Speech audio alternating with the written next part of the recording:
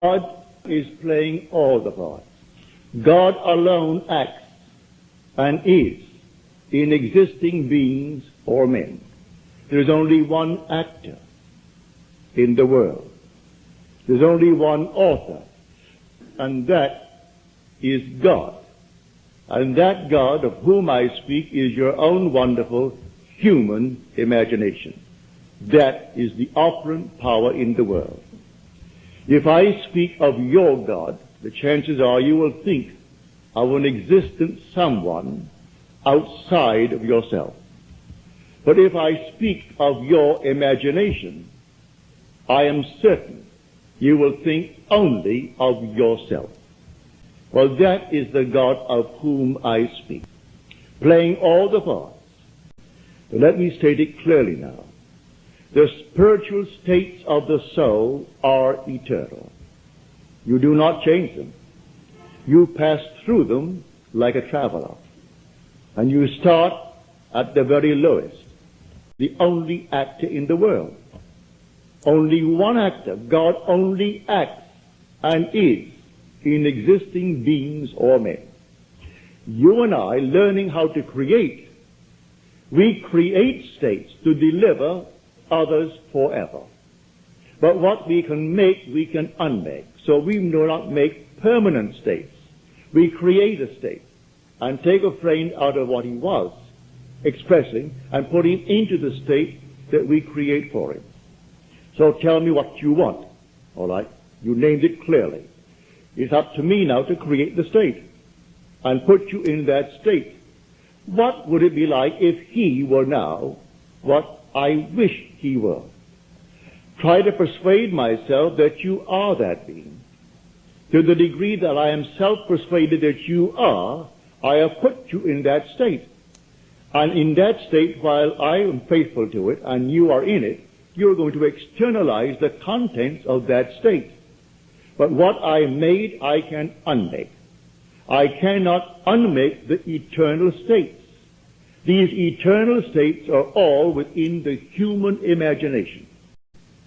Now tonight, to show you how easy this thing is, it's based purely upon motion.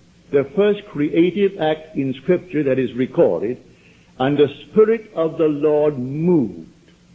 He moved. Well, the Spirit of the Lord is in man. Do you not realize that ye are the temple of the living God, and the Spirit of God dwells in you, as we are told? He dwells in me, where? As my own wonderful human imagination. Now I go back to see how he first created. He created by emotion. I move from one state into another state. If it is the state desired, then I have a sense of relief when I get into the state desired. If tonight I was up against it financially, and then suddenly I came into a fortune, what would be the outstanding feeling that I would have? Would it not be relief? So I insist, of all the pleasures that man could ever experience in this world, relief is the most keenly felt. The child is late. You say, be home at 10 o'clock. So, 10 o'clock, 11 o'clock, 12 o'clock, and there is no child.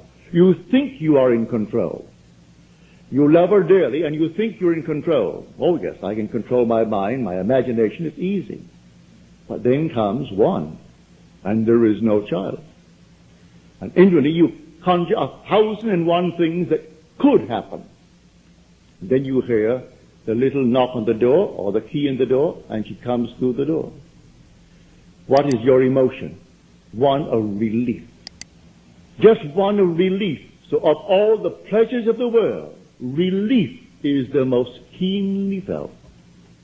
It comes in the creative act. Relief.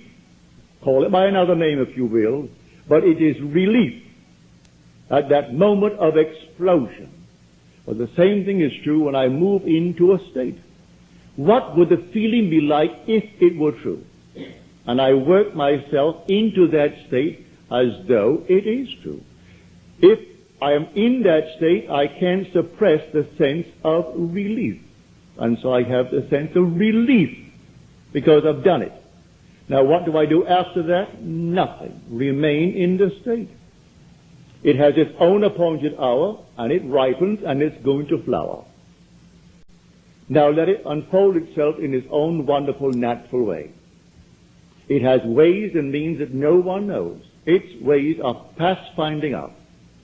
So I move myself into a state.